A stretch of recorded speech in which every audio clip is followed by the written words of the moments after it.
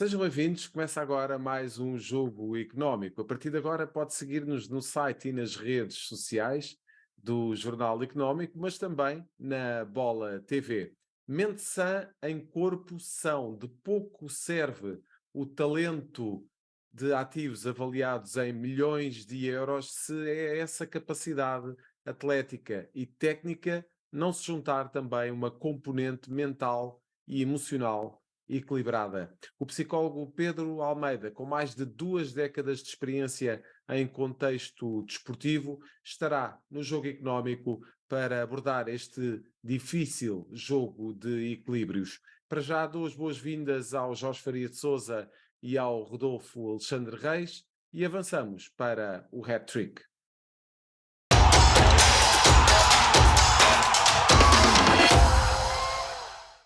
Como sempre, lançamos para debate 3 números que marcaram a semana. Rodolfo, Roger Schmidt renovou contrato com o Benfica e este é um dos números que pode explicar esse prémio da SAD do Benfica ao seu técnico. Sem dúvida, Zé. Antes de mais, cumprimentar-te a ti e ao Jorge Faria de Souza e falamos de 74 milhões de euros. Foi quanto valorizou o plantel do Benfica entre setembro de 2022 e março deste ano. Uma valorização que se explica e que é muito assente na prestação que o Benfica tem feito na presente temporada na Liga dos Campeões. De acordo com o site Transfer Market, o Benfica e o seu plantel em setembro do ano passado valia qualquer coisa como 238 milhões de euros. Agora, em março deste ano, essa valorização passou para os 313 milhões de euros, uma avaliação que é conseguida mesmo com as vendas de Enzo Fernandes por 120 milhões de euros para o Chelsea já neste mercado de inverno e da venda de Darwin Núñez para o Liverpool por 80 milhões de euros no início da época. Jorge, e de facto muito se explica esta valorização por aquilo que tem sido a prestação do Benfica na Liga dos Campeões, e já sabemos que com uma boa prestação na Liga dos Campeões vem sempre uma valorização do plantel associada, mas a verdade é que Roger Schmidt renova o contrato com o Sport Lisboa e Benfica, e precisamente é de valorizar aqueles dados que o Rodolfo lançou para cima da mesa, o facto de há bem pouco tempo o Benfica ter um campeão do mundo e, portanto, um jogador que ainda teve uma valorização muito interessante no Mundial que a Argentina ganhou, e no início da temporada tinha Darwin no plantel. A verdade é que mesmo com a perda de 2 jogadores muito valiosos, Roger Schmidt tem conseguido valorizar este plantel e são mais de 70 milhões de euros. Sim, boa tarde, cumprimentar-te a ti Zé, e ao Rodolfo. Obviamente que tem muito que ver com a performance na grande montra europeia de clubes, e falo da Liga dos Campeões. Obviamente que para isso também conta o rendimento que tem apresentado na Liga, onde de resto é líder do campeonato. A verdade é que na Liga dos Campeões e com a chegada aos quartos de final, tem aqui uma valorização significativa. E sobretudo olhando para dois, três jogadores que têm vindo a ser destaque, que têm vindo a ser titulares indiscutíveis, e recordo, e curiosamente são 3 jogadores da sua formação.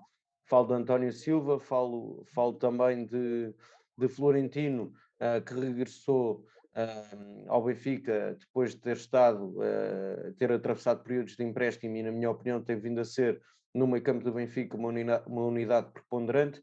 Também António Silva, que esteve, como sabemos, no Campeonato do Mundo e tem vindo a ser chamado à seleção nacional, e naturalmente Gonçalo Ramos, que já leva 25 golos para todas as competições esta temporada, e parece-me que são estes os jogadores que têm vindo a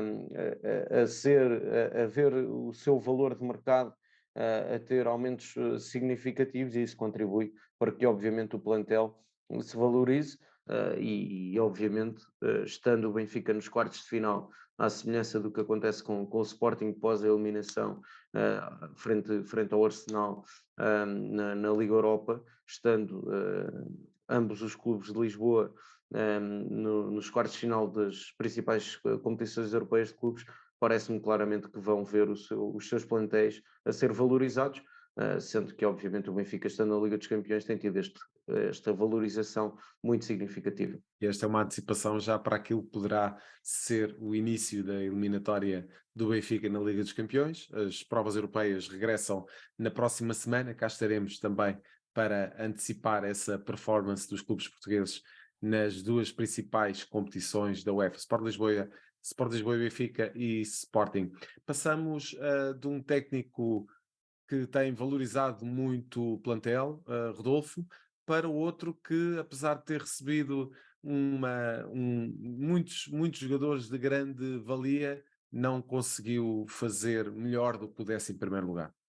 Falamos do Chelsea, agora já não de Graham Potter, que gastou nos dois mercados de transferências desta temporada qualquer coisa como 611 milhões e meio de euros, sem que isso seja até agora sinal de mérito desportivo. Graham Potter fez 31 jogos no Chelsea, ganhou 12 e acabou despedido no último fim de semana, depois da derrota em casa frente ao Aston Villa. O Chelsea, que nesta altura está no 11º lugar da Premier League, tem tantos pontos de diferença para o último lugar de acesso às provas europeias como para o primeiro, como para a primeira equipa que está na linha de água na zona de descida, ainda assim está nos quartos de final da Champions, portanto ainda há aqui uma tábua de salvação, por assim dizer, para o emblema de Londres. Olhando ainda para estes números no mercado de janeiro, o Chelsea gastou mais dinheiro, qualquer coisa como 325 milhões de euros, do que todos os clubes da Liga Alemã, da Liga Espanhola, da Série A italiana e da Liga Francesa. E de facto, Jorge, eu por acaso tive a oportunidade de ver o Chelsea este fim de semana e aquilo soava ali um desastre, uma espécie de desastre à espera de acontecer, um desastre anunciado. De facto, despejou-se dinheiro no plantel do Chelsea, contratou-se um treinador que até chegar ao Chelsea tinha nessa temporada no Brighton 7 jogos efetuados e 5 vitórias, e portanto tinha aqui uma montra excelente, e depois chegou ao Chelsea, recebeu todos estes repousados, como lhe chamou Roy Keane, e a verdade é que não conseguiu construir uma equipa. Este é um dos problemas, Jorge, quando se despeja dinheiro desta forma, quase de uma forma aleatória num plantel. Eu diria que, na minha opinião, o que está aqui em causa são erros graves de planeamento. É verdade que o Chelsea perde jogadores que tinham sido importantes nas últimas épocas, nomeadamente em final de contrato. E recordo-me, por exemplo, Rudiger, que ruma depois ao Real Madrid, etc. Jogadores que eram habituais titulares nos Blues. A verdade é que, com a saída de Tuchel no comando técnico, que aparentemente não era o treinador dos atuais donos do Chelsea, e a chegada de Graham Potter, que é bom dizer que tinha feito um trabalho extraordinário ao serviço do Brighton, chega ao Chelsea para ser um dos treinadores mais bem pagos. Estamos a falar só no mercado de inverno, foram qualquer coisa como 300 milhões de euros, e num total, quer no mercado de verão e englobando com o mercado de inverno, foram mais de 600 milhões de euros de investimento.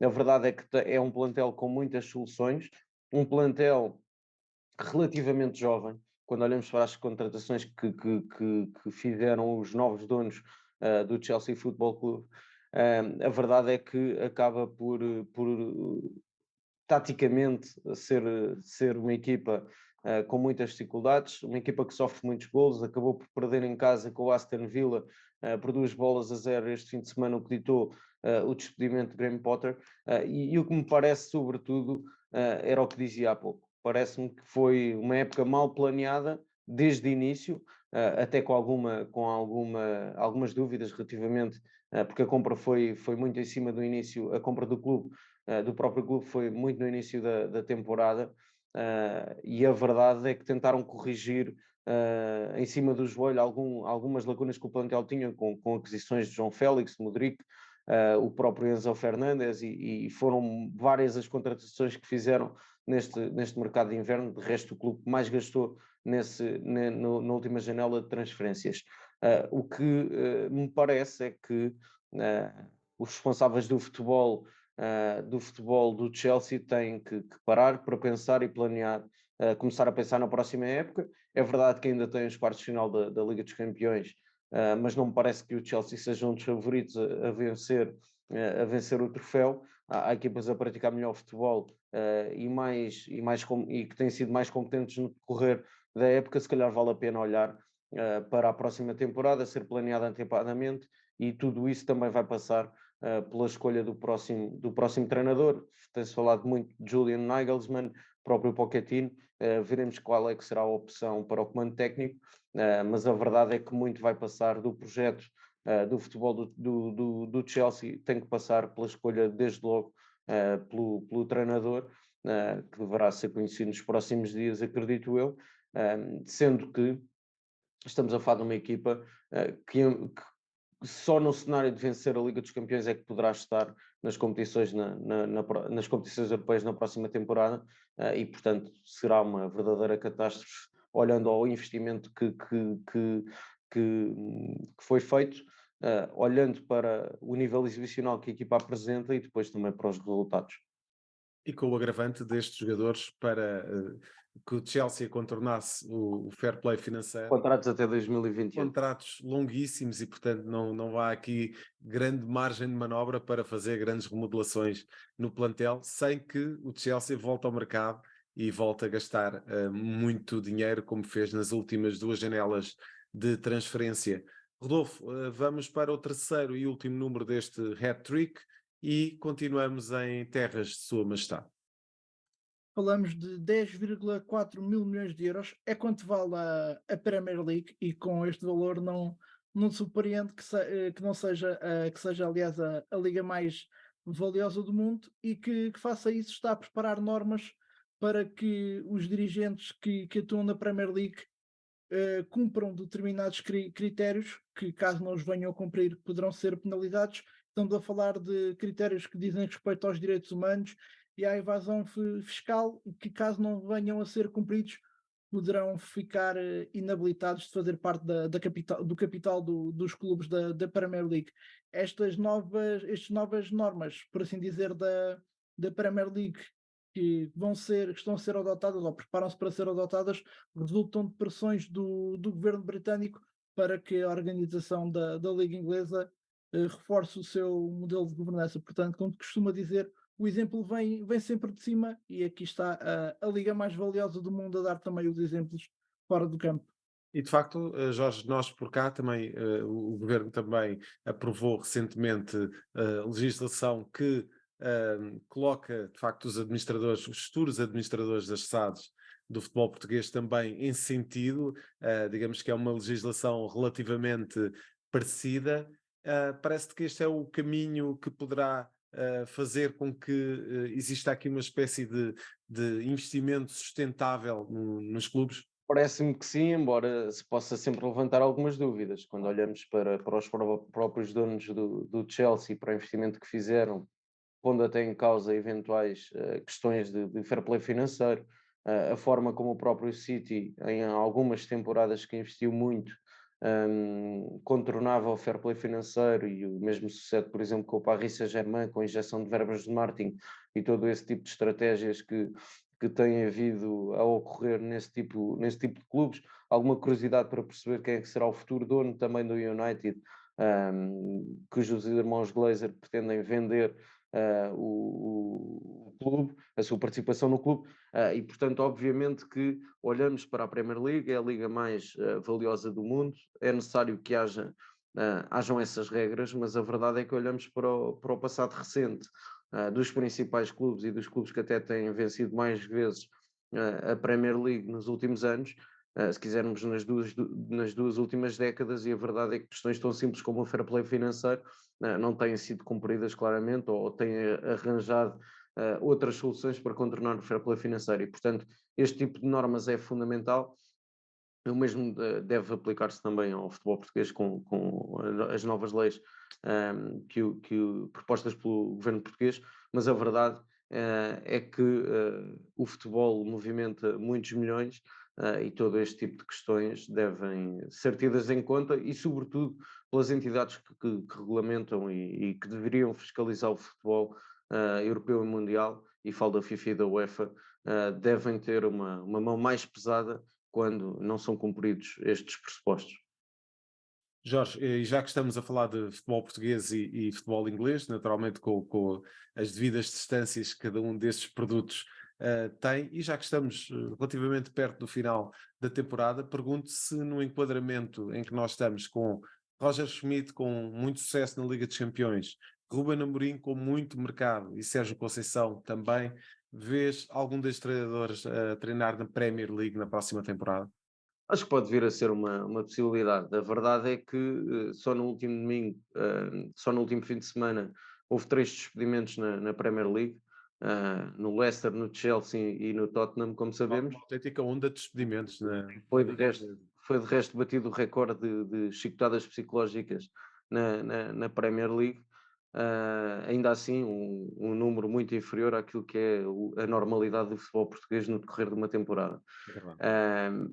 Mas a verdade é que são 3 clubes que estão com capacidade para poderem recrutar em Portugal qualquer um dos três treinadores.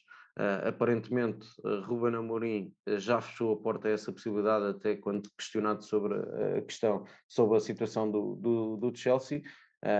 A verdade é que ainda sobra Tottenham e Leicester. O próprio Sérgio Conceição já foi aqui tema no jogo económico. Não sabemos se não estará em fim de ciclo e se não poderá sair no final desta temporada. Roger Schmidt, com a sua renovação, parece mais difícil que saia, até porque tem tido resultados desportivos e por isso parece-me que irá continuar. Olhando para os 3 grandes, acredito que Ruben Amorim e Roger Schmidt sejam os treinadores de Benfica e Sporting, respectivamente, para a próxima temporada. Tenho mais algumas dúvidas relativamente a Sérgio Conceição. Quanto à competência, parece-me que os 3 já o têm vindo a comprovar. Muito bem. O Rodolfo segue para a segunda parte deste jogo económico, onde vamos falar de psicologia e de desporto. Eu e o Jorge regressamos na terceira parte para as escolhas da semana. Rodolfo, até já.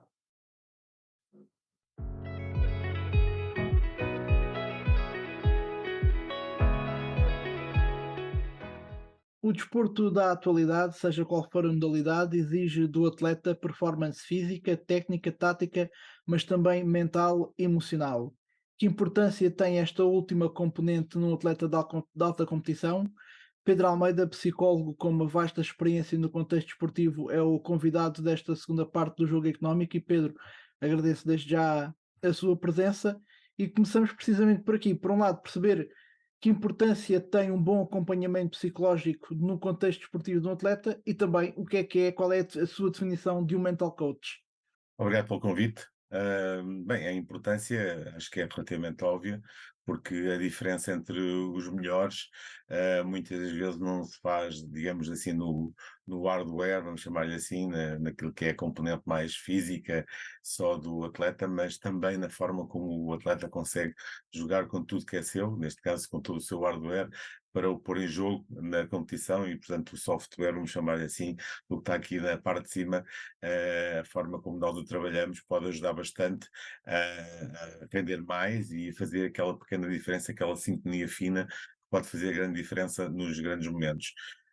Nos grandes momentos e também no aumento da consistência. Isto por um lado, mas por outro lado também aquilo que é o gerir uma vida que é relativamente complexa, se calhar não tanto aos olhos do público em geral, mas quando nós mergulhamos naquilo que é a vida de um atleta, tem muitas coisas boas, como é evidente, mas tem muitas situações também relativamente complicadas e, portanto, trabalhar o bem-estar do atleta e o equilíbrio emocional do atleta como pessoa é também igualmente um tema muito importante. Portanto, por estas 2 razões, rendimento, excelência e, por outro lado, bem-estar, temos aqui 2 grandes motivos para um atleta de alta competição também ser acompanhado do ponto de vista mental. E quando esse acompanhamento não é benéfico para o atleta ou não está a ser feito de acordo com aquilo que o atleta pretende, qual é o impacto negativo que isso pode ter para um atleta de alta competição? Grande, como é evidente, mas isso, em princípio, se o atleta estiver de livre vontade na relação que estabelece com a pessoa que contratou ou que a entidade onde está contratou, tem um bom remédio, que é sair, e a coisa resolve-se facilmente, não é? Portanto, não é por aí também que, como se costuma dizer em bom português, que o gato vai às filhoses.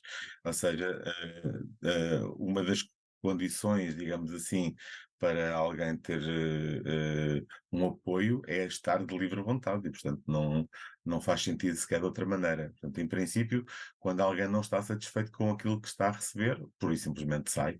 Não tem muito que enganar também. E uma vez acompanhados por um mental coach, quais é que são as fronteiras que devem ser definidas no acompanhamento dos atletas? Bem, eu acho que, primeiro que tudo, é importante definir o que é que estamos a falar. Um mental coach, um treinador mental, vamos chamar assim, uma espécie de PT mental. As pessoas têm muita representação daquilo que é um PT, do ponto de vista físico, vamos chamar um PT mental, que é para nos situarmos, é alguém que ajuda a pessoa daquela maneira que eu estava a dizer. A questão é que em Portugal e noutros pontos do mundo, há pessoas que exercem esta função, que são psicólogos formação, e portanto a formação de base são psicólogos e depois de alguma forma especializam-se nesta forma de ajudar as pessoas, e há outras pessoas que simplesmente vêm por outras vias, tendo outras quaisquer formações académicas, aprendem algumas técnicas e exercem essa função. Do ponto de vista da regulação no Estado português, a única entidade que tem alguma regulação neste campo de intervenção são os psicólogos, mas na área da psicologia, portanto, de uma forma genérica, não só nesta área, esta área do coaching psicológico é uma área de especialidade da psicologia, mas na área da psicologia, como eu estava a dizer, há uma regulação, há uma ordem dos psicólogos, há todo um conjunto de regras que nós, que somos psicólogos, temos que obedecer para fazer o nosso trabalho e temos um código de ética e de deontologia para trabalhar com os nossos clientes. Quem não vem desta via? Pois não sei. Honestamente, não faço a mínima ideia se tem algumas regras ou não. Que eu saiba, não há nenhuma entidade que regule e que tutele a atividade dessas pessoas e, portanto, uma pessoa que se queira queixar da sua menor qualidade de serviço, não sei a quem é que se pode queixar objetivamente, nomeadamente quando o que está em causa são questões de ética ou de confidencialidade, neste caso especificamente, não faço ideia, sinceramente, a quem é que essa pessoa se pode queixar, que não seja, enfim, de forma pública ou assim, porque não há uma entidade que regulamente a atividade dessas pessoas. E eu acho que isso é um problema, do ponto de vista global, é um problema, eu diria, quase para a saúde pública, porque se nós temos uma prestação de serviço na área da saúde, isto é uma prestação de serviço na área de saúde, como é muito fácil de perceber as relações que se estabelecem entre os profissionais e os seus clientes são de relações de confiança, e portanto, quando nós estabelecemos uma relação de confiança, como a própria palavra indica, nós confiamos uns nos outros e, portanto, de alguma maneira, a coisa acontece muito por via dessa relação de confiança que é estabelecida. E essa relação é meio caminho andado para que as coisas aconteçam. Se essa relação é quebrada, pois provavelmente podemos ter aqui um problema. A questão aqui é que quem vem de uma profissão de base, como é o caso da psicologia, o caso dos psicólogos, que temos uma regulamentação própria, há mecanismos para o cliente se poder queixar a alguém. No caso de quem vem de outra via qualquer, que não esta via, que eu saiba, não há mecanismos para o cliente se poder queixar a alguém. Que não sejam os mecanismos da defesa do consumidor normal, não é? E é um risco até por não termos essas entidades, como o Pedro disse, recorrer a pessoas que lá está, que não estudaram, que não são profissionais desta área, até porque hoje em dia vemos muitas pessoas que já tiveram problemas a nível da saúde mental no passado e que hoje em dia são elas próprias que ajudam outras pessoas. Há esse risco de procurar esse acompanhamento que não é especializado. Ouça, é assim, não sou eu, como eu costumo dizer, eu não sou ninguém para dizer quem é que deve procurar o quê. Eu acho que as pessoas são livres de procurarem o que quiserem, o mercado é livre, as pessoas procuram o que quiserem, como quiserem e da forma que quiserem. Isso não, acho que felizmente vivemos num mundo onde as pessoas podem escolher o que quiserem, no mundo, pelo menos cá em Portugal, onde as pessoas podem escolher o que quiserem para resolverem as suas questões. Ah, uma coisa é esse mercado livre e as pessoas recorrem a ele. Outra coisa é a opinião de quem conhece alguma coisa desta área e saber que, do ponto de vista prático, nós podemos ter situações onde a relação que é estabelecida se evolui para alguns caminhos que de repente estamos a entrar em zonas do sujeito do cliente neste caso, portanto, da pessoa que te está a acompanhar, que já não são simplesmente a de promoção de rendimento de objetivos e de trabalhar ferramentas para chegar a objetivos, mas de repente estamos a viajar um pouco para questões de passado, para questões mais emocionais, mais profundas, e de repente nós podemos descompensar, quer dizer, desequilibrar a pessoa face um conjunto de aspectos que ao longo da vida fui equilibrando. E, portanto, nós podemos sem querer, e estou a falar sem querer, alguém que tem menos conhecimento do desenvolvimento de uma forma global da pessoa, pode estar a tocar em pontos que não sabe. No fundo é como se o Rodolfo soubesse muito de uma técnica que faz muito bem um determinado tipo de trabalho, mas não sabe, provavelmente, onde é que está a tocar, do ponto de vista digamos, de efeito contaminante, noutras dimensões de funcionamento integral do sujeito. E é disto que nós estamos a falar. E, portanto, por isso é que muitas das vezes, por exemplo, o bastonário da Ordem dos Psicólogos já disse várias vezes em público que a questão do coaching é um problema de saúde pública. E, portanto, quem gera saúde pública devia olhar para a questão do coaching de uma forma integral e de uma forma global. Porque nós, uma coisa, como eu lhe digo, é a ferramenta do coaching como um mecanismo para fazer crescer as pessoas e para desenvolver as pessoas, no sentido de eu estou aqui, quero ir para lá, do ponto de vista de objetivos, mas mesmo aí, em alguns momentos, nós podemos estar a mexer nas emoções das pessoas, mas acredito que, e muitas vezes ensina-se essas ferramentas a quem é líder para desenvolver os seus colaboradores, por exemplo, nas organizações, portanto, isso não me parece seja muito complexo, mas o problema é que, muito rapidamente, saltamos daí para o life coaching, para outras dimensões, não tem já a ver com a excelência do ponto de vista do desenvolvimento de uma atividade qualquer profissional, mas já começamos a falar da pessoa, já começamos a falar do funcionamento integral da pessoa e de repente estamos em questões de saúde. E portanto este é o grande problema. Aliás, eu tenho vários amigos que são coaches de profissão e eu digo-lhes várias vezes a brincar: epá, faz perguntas de tudo, mas nunca faças perguntas acerca do passado. E digo isto sempre a brincar porque numa lógica de tentar ajudar para, assim como assim não se consegue evitar que as coisas aconteçam, pelo menos conseguimos prevenir algumas coisas.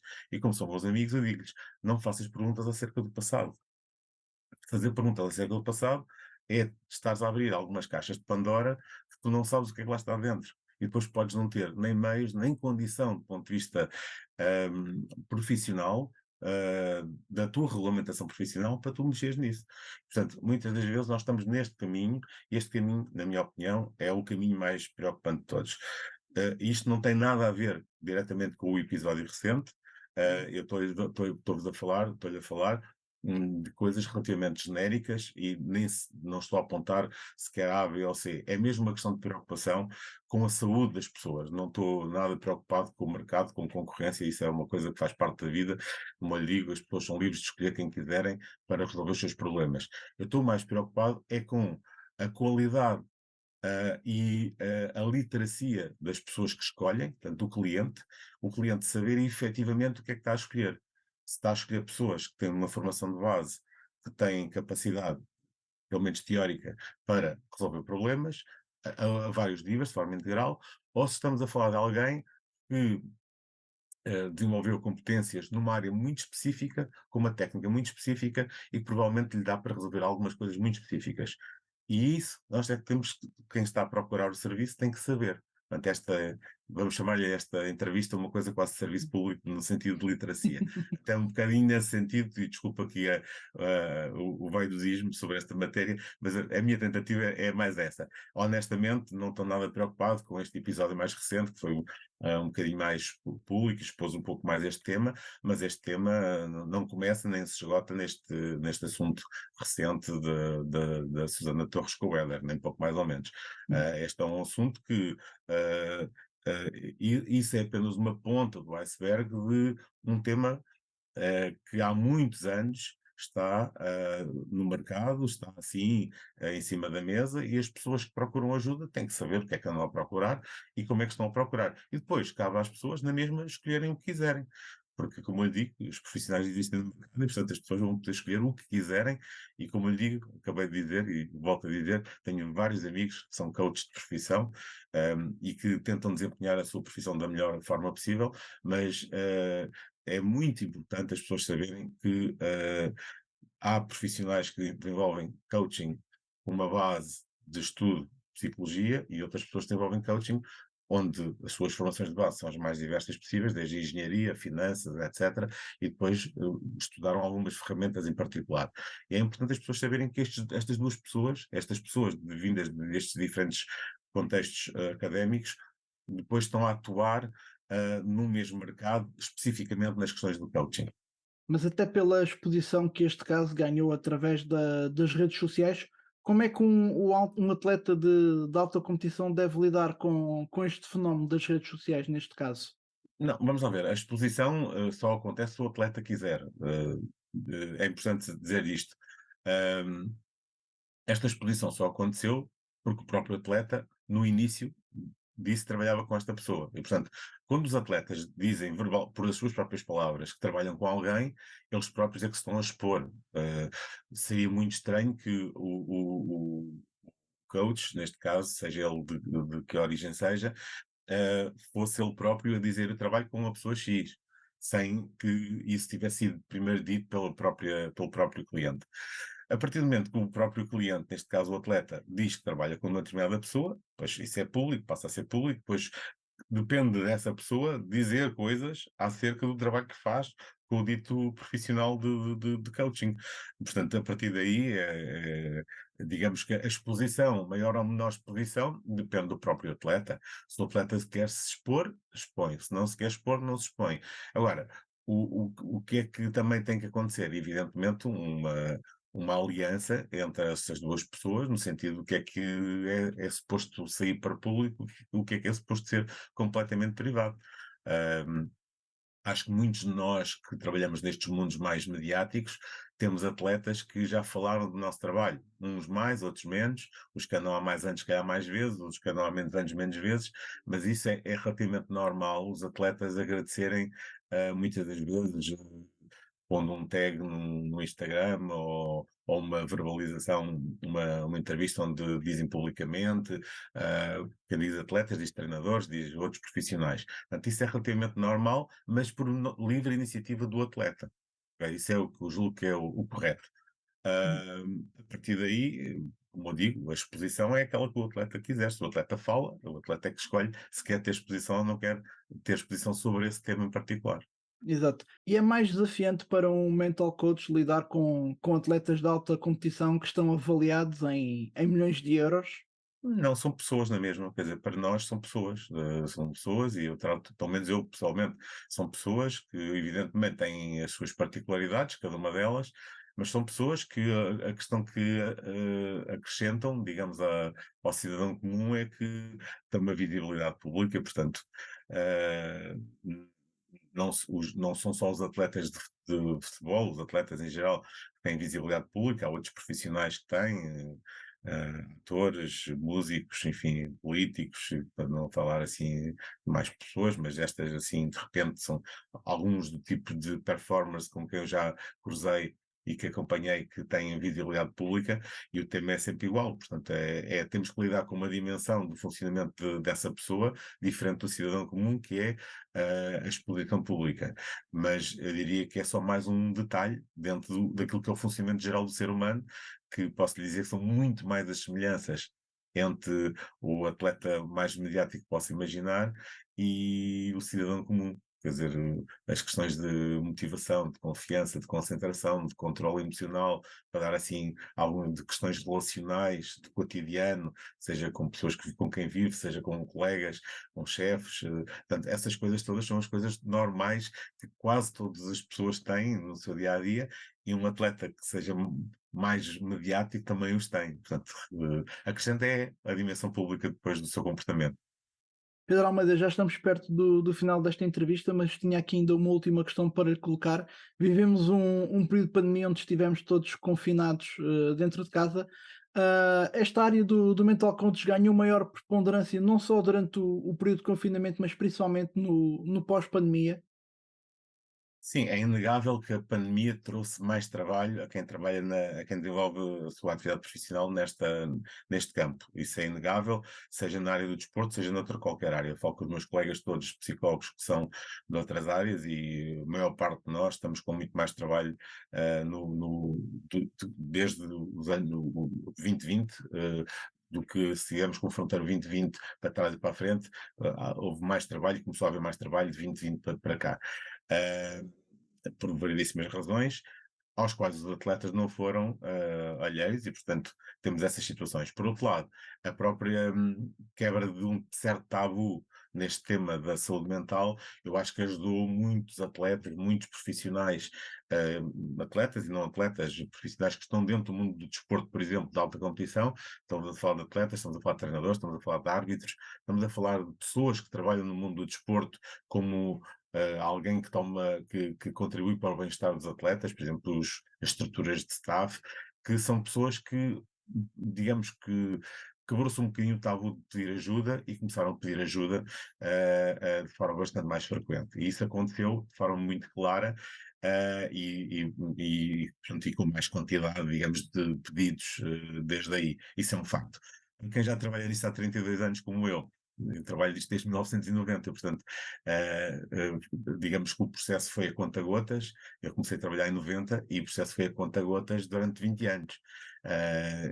Mas existe, portanto, só para também as pessoas ficarem com a ideia que em Portugal, e antes de mim já existiram outros, felizmente, eram poucos, muito pouquinhos, eram meia dúzia, literalmente meia dúzia de profissionais, mas existia antes dos anos 90 alguns profissionais a trabalhar na psicologia do desporto em Portugal. Mais concretamente, desde o início dos anos 70 começou a haver gente a trabalhar no mundo da psicologia do desporto em Portugal. Como lhe digo, contavam-se pelos dedos de uma só mão.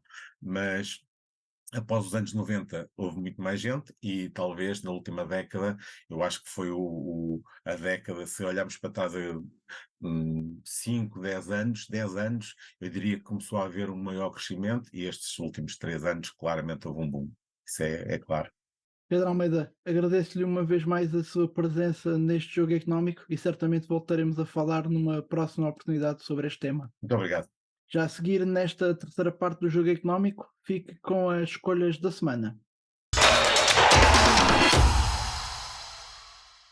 Estamos de volta para a terceira parte do jogo económico e é nesta fase do programa que sabemos as escolhas da semana dos nossos comentadores. Esta semana temos connosco o Jorge Faria de Sousa, que nos quer falar do seu protagonista para esta semana, Jorge Frederico Varandas.